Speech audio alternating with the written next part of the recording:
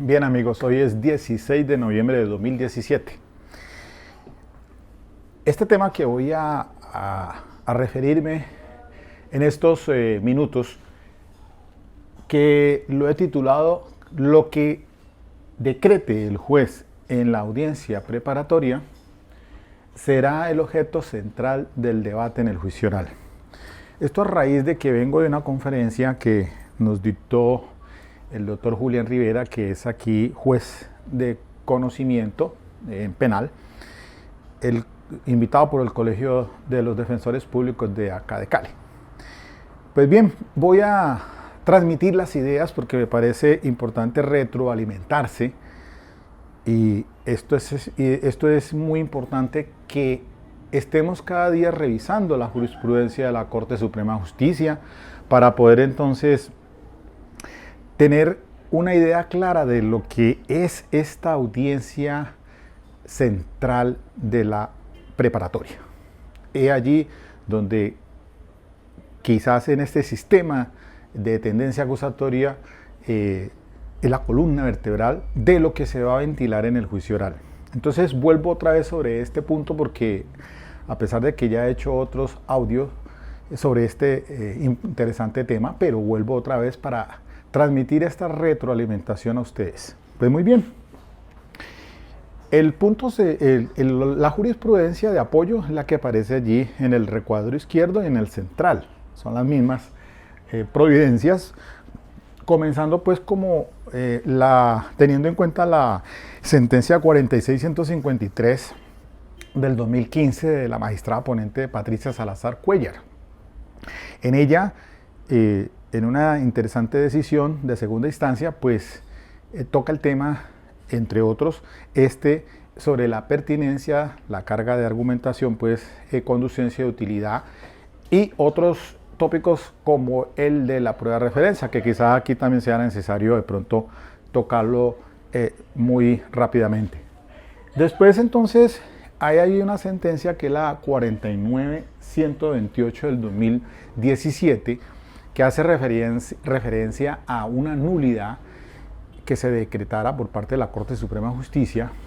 Ese radicado del 2017 es del magistrado ponente José Francisco Vizcaya Acuña, en el que una abogada de aquí de Tuluá entró a la preparatoria, pero no tenía la más mínima idea del sistema penal acusatorio.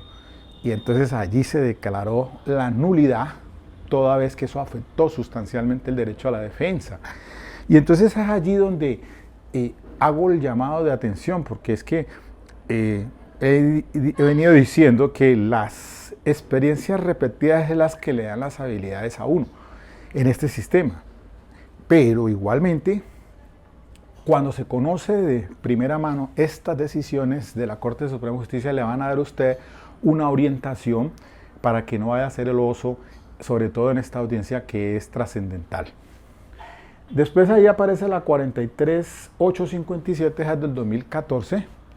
Esa es ponente el doctor Fernando Alberto Castro Caballero, sobre la diferencia entre lo que es la enunciación y el descubrimiento. Y ahorita abordo ese tema más puntualmente. Después aparece ahí un radicado que es el 31001, esa es del 2009. Esa ya es más antigua. Esa es del doctor Javier Zapata Ortiz.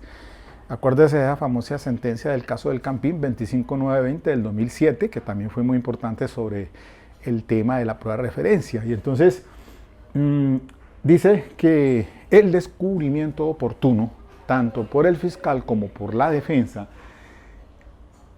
en cuanto a los documentos que contienen las declaraciones. Entonces allí el descubrimiento debe ser oportuno, y ese se hará bien sea por la fiscalía en la audiencia de acusación, y si lo tiene la defensa pues también lo podrá hacer allí, pero si no, entonces en la preparatoria, que es decisivo para la defensa. De todas maneras, entonces ahora profundizo más sobre ese punto. La otra sentencia, la 46107 del 2015, esa es de la 46107 que aparece allí, es de Eugenio Fernández Carlier, sobre el tema de la entrevistas no deben de ser decretadas como medios de prueba. Y ahorita paso a explicar más a profundidad. Por último, una sentencia más reciente, 44950, ese es del 2017, este año, de Patricia Salazar Cuellar, en el que dice que las declaraciones antes del juicio oral no son medios de prueba. Y paso entonces a revisar esos temas para que ustedes entonces profundicen más yendo a esas sentencias, pero tengan en cuenta lo siguiente.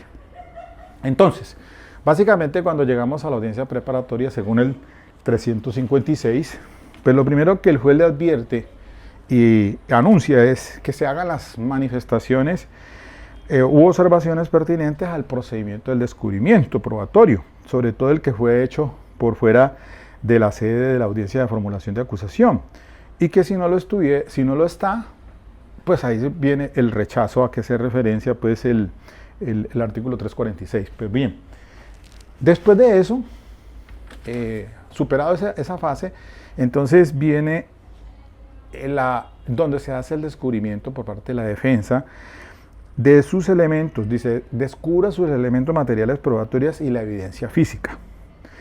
Igualmente, en el ítem siguiente, dice que la Fiscalía y la defensa enuncien la totalidad de las pruebas que harán valer en la audiencia del juicio oral y público. Después, entonces, sobre las estipulaciones, y posteriormente, entonces, a estas estipulaciones, pues vendrán el tema, pues, del decreto, de las solicitudes probatorias y su decreto. Entonces, para ir comprendiendo el asunto, el descubrimiento que se hace en la audiencia de acusación por el fiscal de sus elementos materiales probatorios y evidencias físicas es global. Él hará entonces ese descubrimiento en la audiencia de acusación, y allí entonces el juez siempre le va a decir a la defensa que tiene 3 días para acercarse al despacho del fiscal para que le haga entrega material pues, de esos elementos probatorios, o sobre todo lo que enunció en la audiencia de acusación y que están relacionados en los anexos. La idea principal de ello es, pues obviamente, darle la oportunidad a la defensa para que haga efectivo el derecho, obviamente, de mirar entonces qué es lo que va él en su teoría del caso a plantear como defensa. Entonces irá a ordenar a los respectivos investigadores, de acuerdo con eso que le ha entregado el fiscal, su propia defensa, que son los elementos de prueba y evidencia física que deberá recoger, y que después en la audiencia preparatoria, cuando se haga el descubrimiento, los cita. Allí entonces tendrá la oportunidad en la preparatoria la defensa para decir qué fue lo que, qué elementos de prueba y evidencia física fue la que recaudó, y tendrá que descubrirlas. Después de eso viene entonces el asunto de la enunciación. Y aquí entonces hay que detenerse, porque la claridad que hace incluso el conferencista, el doctor Julián Rivera, pues indica que ya allí, en ese punto de la enunciación, es de medios de prueba, no de elementos materiales de prueba y evidencia física. ¿Por qué razón? Porque aludiéndose entonces a la diferencia entre enunciación y descubrimiento, a que se hizo referencia a la 43857 del 2014, indica que esa enunciación que se hacen de medios de prueba es lo que ya realmente el fiscal o la defensa han escogido como medios que van a llegar al juicio oral para ser incorporados a través de los principios de inmediación, de contradicción y de confrontación. Es decir, es lo que realmente ya se va a ir al juicio oral para debatir. Entonces, hay una cuestión aquí, y en ese punto voy a referirme a un artículo que incluso me envía un colega, amigo, un penalista que pues tengo contacto con él, y miremos lo siguiente, el doctor Alejandro Sánchez, porque él escribe en ámbito jurídico, y entonces hay un tema aquí que quiero referirme así muy rápidamente, y es el siguiente. Dice, por ejemplo, sobre la crítica que se hace al sistema penal acusatorio, pues que en primer lugar aquí siempre se detiene es para investigar, no se investiga primero para detener. Obviamente todos conocemos que aquí realmente pasa eso, pero el punto álgido, y es el que hace referencia al el punto 3 en este documento de ámbito jurídico que escribe el doctor Sánchez, dice, lo leo así, dice, no se va al proceso a corroborar una hipótesis, sino a construirla. Los manuales enseñan que el juicio no es para saber lo que pasó, sino para probar lo que ya se sabe. Sin embargo, suele acudirse a la variación de la acusación, al prurito que existen testigos cuyos datos luego se entregaron o a informes periciales que se exhibirán durante el juicio, no como situaciones excepcionales, sino como medios para ajustar la base probatoria al caso. Entonces hago énfasis de que al juicio no se llega para saber lo que pasó, sino para probar lo que ya se sabe. Eso es muy cierto. Indudablemente, el fiscal va a probar lo que ya sabe. No va a ir allá al juicio con otra finalidad, sino que él va al elevar el escrito de acusaciones cuando con probabilidad de verdad va a llevar allá a desvirtuar la presunción de inocencia. Por eso esos elementos materiales de prueba y esa evidencia física que descubre, después los selecciona y los enuncia ya concretamente como tales, porque son la base de lo que va a ir al juicio a demostrar. Allí está la síntesis de lo que él en esa enunciación hará conocer, y lo mismo pasa para la defensa, para indicar entonces que esos medios de prueba son los que le van a llevar al convencimiento al juez más allá de toda duda, el fiscal para demostrar la responsabilidad, la defensa para bien que obtengan una absolución o por lo menos alguna de las circunstancias o dígase usted causales de antijuricidad, por ejemplo demostrar una legítima defensa, cualquier otra situación de esas. Obviamente también la absolución frente a la no existencia del delito o de no existencia de la responsabilidad de ese delito.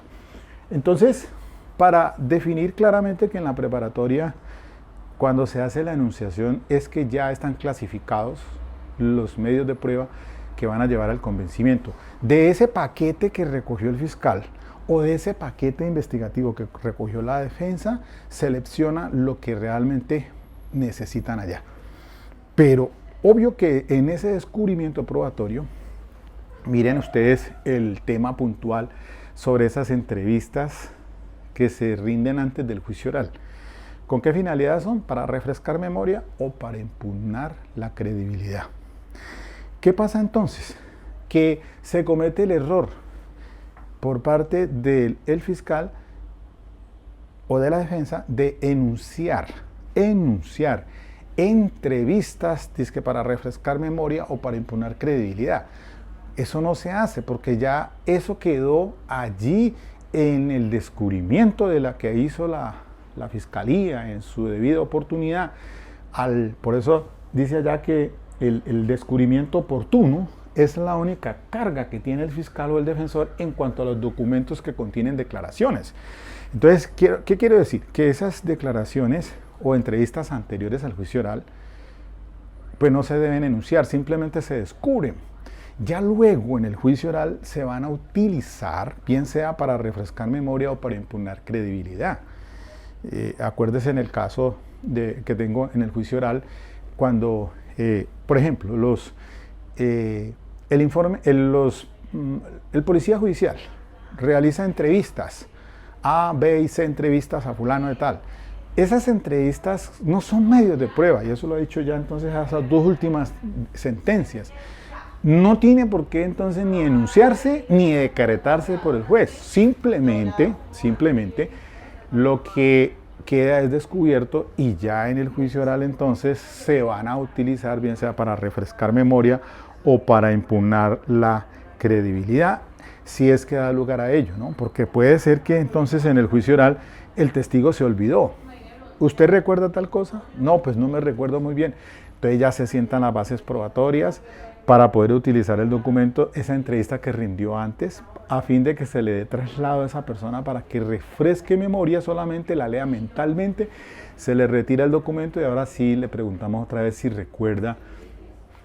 Esa es la finalidad de las entrevistas, esa es la finalidad de los informes que presenta la policía judicial, esa es la finalidad de los informes que presentan los peritos. Lo que cuenta realmente entonces es que en la enunciación se diga, voy a llevar al testigo fulano de tal, voy a llevar al perito fulano de tal. Ya usted descubrió ese informe del policía judicial como testigo o ese informe pericial.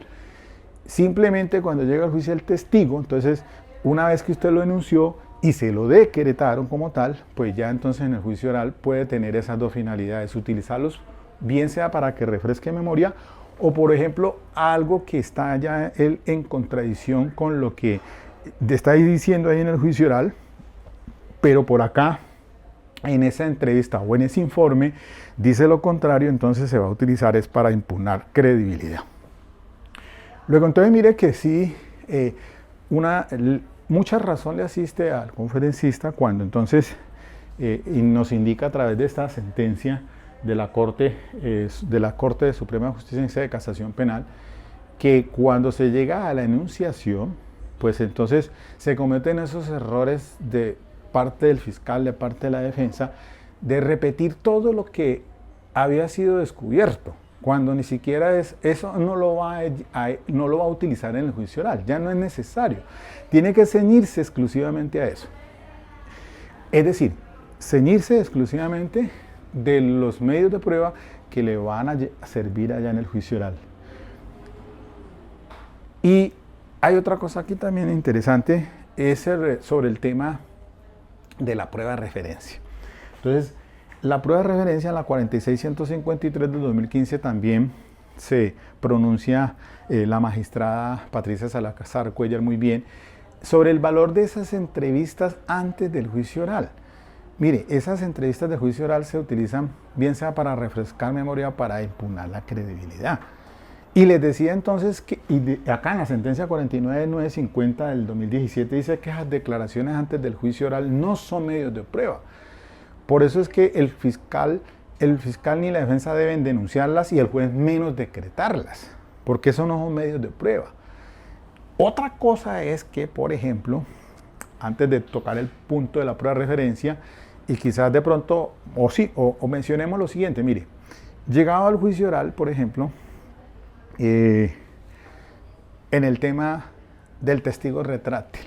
Ese testigo, ya no estamos para refrescar memoria ni para impugnar credibilidad, pero sí el testigo que va al juicio oral, que ha sido enunciado y ha sido decretado, no se han enunciado, esa entrevista simplemente se descubrieron, pero llegó al juicio oral entonces, y ya no la va a utilizar ni para que refresque memoria ni para que impugne credibilidad, pero sí para que se incorpore, muy diferente, es de una manera excepcional, porque ese testigo está rindiendo allí declaración en el juicio oral y se está echando para atrás, por ejemplo.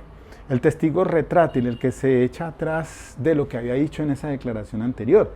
Entonces, por amenazas, va a decir allá ya lo contrario.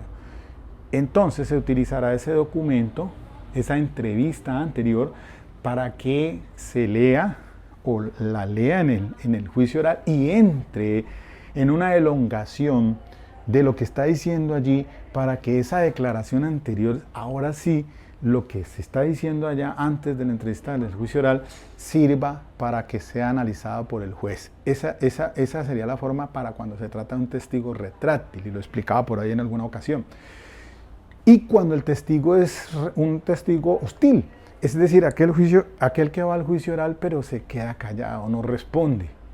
Como ya rindió una declaración anterior, entonces ahora sí esa entrevista que no ha sido decretado como medio de prueba, sino que simplemente ha sido descubierto, pero no ha sido enunciado, porque no hay necesidad, pero llegado en su debido momento, entonces en el juicio oral, ahora sí, como ese señor se queda callado, es un testigo hostil, ahora sí entonces cojamos esa entrevista anterior y se hace la lectura para que quede allí incorporado en el juicio oral.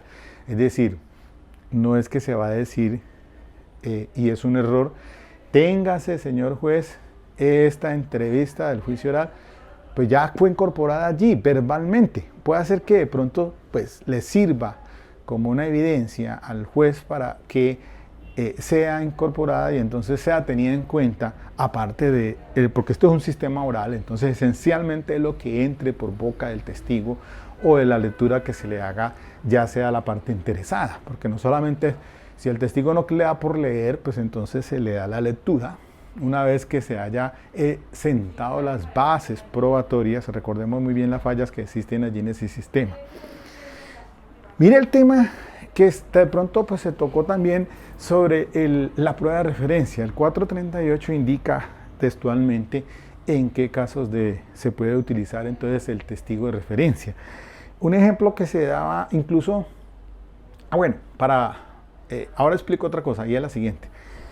Le explico, de una vez les anuncio, se tocó un tema allí, ese perito que llega al juicio, que está así decretado en la preparatoria, pero que no llega al juicio oral porque se fue del país, porque se murió, porque salió de medicina, del Instituto de Medicina Legal, en fin, cualquier razón de esas, entonces no se presenta allá y el fiscal dice, aquí me mandaron otro perito. ¿Será que eso es posible? ¿Que se autorice? Bueno, ahora miramos eso. Ahora, el punto de la prueba de referencia, el 438, entonces ya la Corte ha decantado ese temita con las palabras de la expresión de similares situaciones para resolver casos en los que, por ejemplo, el testigo que fue decretado en la audiencia preparatoria, pero que llegado al juicio oral no aparece. Hay una cuestión aquí, entonces la pregunta que le hacía el conferencista, pero la Corte ha dicho que en el tema de la audiencia preparatoria, de la prueba de referencia en la audiencia preparatoria, tiene que quedar de una vez definido. Allí se decreta si el solicitante, sea fiscal o la defensa, dice, por ejemplo, probando que ese testigo no lo tiene en el momento, por eso no lo puede llevar al juicio oral. No vaya a ser que no lo haga en la preparatoria y que después entonces en el juicio oral pretenda hacerlo. Y por ejemplo, habiéndolo tenido al momento de la audiencia preparatoria, las justificaciones del caso para que lo hubiera solicitado como prueba de referencia. Son dos situaciones que suelen pasar, por ejemplo. Entonces, puede ser que en la preparatoria digan, 438, el declarante se murió, pero yo ya tengo una entrevista recogida o una audiencia anticipada. A través del testigo de acreditación, entonces solicito que entre el juicio oral y así se denuncia y así se decretará. Pero porque ya está justificado, excepcionalmente como prueba de referencia ingresará al juicio oral. Puede hacer que entonces para ese momento todavía no ha fallecido esa persona o no ha dado algunas circunstancias del 438. ¿Qué pasaría entonces si en el juicio oral, aquí no las conocíamos en preparatoria, pero puede ser que después en el juicio oral efectivamente se da esa circunstancia, se murió el testigo, entonces habrá que justificarla para que el juez autorice entonces que entre como prueba de referencia.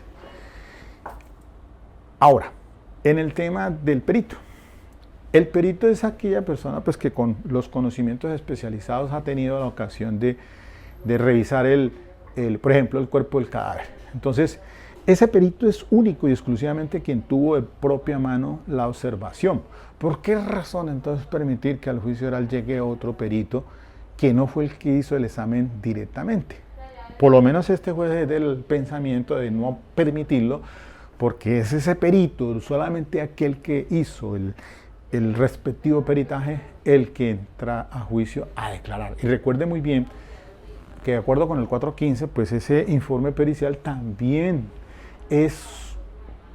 sirve para refrescar memoria y para imponer credibilidad, pero no se debe permitir que ingrese como prueba documental, como erradamente hacen algunos fiscales, que en el juicio oral dice, solicito que se tenga en cuenta el informe pericial, que se tenga como prueba documental. No, lo que cuenta es el testimonio, Por eso las sentencias de la Corte ha dicho ya muy claramente, de acuerdo al 415, dice, por ejemplo, que en preparatoria se le decreta el perito, listo, pero todavía no sabemos el resultado del informe pericial. Se sabe que 5 días antes del juicio oral se debe entregar ese informe pericial. ¿Por qué? Porque se lo pueden utilizar o para refrescar memoria o para impugnar credibilidad. Lo que cuenta realmente es el testimonio del perito en el juicio oral. Entonces, si por cualquier razón o eventualidad el perito no está disponible, pues pienso, también soy de la opinión de que realmente pues, no puede llegar otro quien no ha tenido pues la posibilidad de revisar directamente la evidencia o el elemento de prueba al cual se le solicitó el estudio especializado, para que sea otro que no ha tenido ese contacto, por ejemplo, con el cadáver, para que rinda para que me hable sobre lo que ese informe anterior dejó otro perito, pues cuando no tiene el conocimiento directo realmente, no sería allí. Entonces, esa discusión es álgida también sobre ese tema, pero pienso que así no es la cosa, de que simplemente porque no apareció y entonces le manden otro perito de allá de medicina legal para que supla lo que este perito debió hacer en el ejercicio directamente de su peritazgo. Entonces, recordemos muy bien que el tema de la confrontación, que es diferente a la contradicción, es lo esencial del sistema penal acusatorio. Al juicio oral debemos tener es face to face, cara a cara, el juez bajo ese principio de inmediación, de publicidad, de contradicción y de confrontación tendrá que evaluar lo que diga el testigo común, aquel que tuvo conocimiento directo, o allá en el juicio oral, entonces ese testigo especializado, el perito, aunque ahorita hay también técnicos que han tenido conocimiento de los hechos o sobre un tema en particular, pero el perito, pues también, ya incluso la Corte ha dicho pues que cuando ellos revisan historias clínicas, y recordemos el caso del Campín, desde la sentencia 25920 del 2007 de Javier Zapata Ortiz, pues que lo que rinde o declara el perito no es prueba de referencia, porque ha tenido el contacto directo. Entonces pasa lo mismo como por ejemplo con el tema de los menores de edad en delitos sexuales. Entonces el perito, el psicólogo forense que le hace esa evaluación al menor, todo lo que le dicen a la anamnesis pues no es de referencia, sino que es testimonio directo de la observación que dio el perito. Y aquí también hay otro tema, pues sobre todo las entrevistas a los menores de edad, para no revictimizarlos, también tiene que quedar allí clarificado en la audiencia preparatoria, es decir, no se va a llevar al juicio oral para no revictimizarlo al menor. Por lo tanto, entonces, esa entrevista forense debe ir allá el testigo que la va a incorporar a través del artículo de la excepción del 438, que ahorita pues fue reformado con esa ley que le dio la viabilidad para que entrara entonces como prueba de referencia para evitar que se revictimice. Pero normalmente menores de edad de pronto ya de 10, 12 años los llevan en cámara Gesell para que declaren. Y volviendo al punto, entonces miren ustedes que en esencia, para finalizar, todo lo que se decrete por el juez en la preparatoria es lo que va a ser el objeto del debate. Por eso en el juicio oral del prestamista, la muerte, el homicidio del prestamista, cuando el juez hace la observación y dice al fiscal, su testigo, pero recuerda que ese testigo debe preguntar es en relación con lo que se decretó en la preparatoria. Y por eso es que el fiscal allí estaba completamente despistado y pues no hizo el trabajo que debía hacer, porque había sido decretado con una finalidad de acreditar ciertas cosas y se desplayó el testimonio en otros asuntos menos en lo que se había decretado allá en el juicio, en la preparatoria. Por eso la carta de navegación que se tendrá es la preparatoria para los temas de los testigos directos, los testigos peritos, ya. Y entonces, en esencia, para resumir, estamos en un sistema oral. Dejémonos de tanta metedera de papeles y de documentos que sirven solamente para refrescar memoria y para impugnar credibilidad. Entonces, ahí les dejo las inquietudes, mis queridos amigos. este referente jurisprudencial, búsquenlo, léanlo, sobre todo esa 46-153 del 2015, que sobre este tópico es bien interesante. ¿Ok? Nos vemos entonces, espero que esto les sirva, difundan el pensamiento y entonces hagamos academia, retroalimentémonos, todos los días hay que estar pilas porque están saliendo cosas nuevas, está la jurisprudencia siendo matizada y en fin, estos temas debemos agotar los espacios necesarios para estarnos entonces retroalimentando.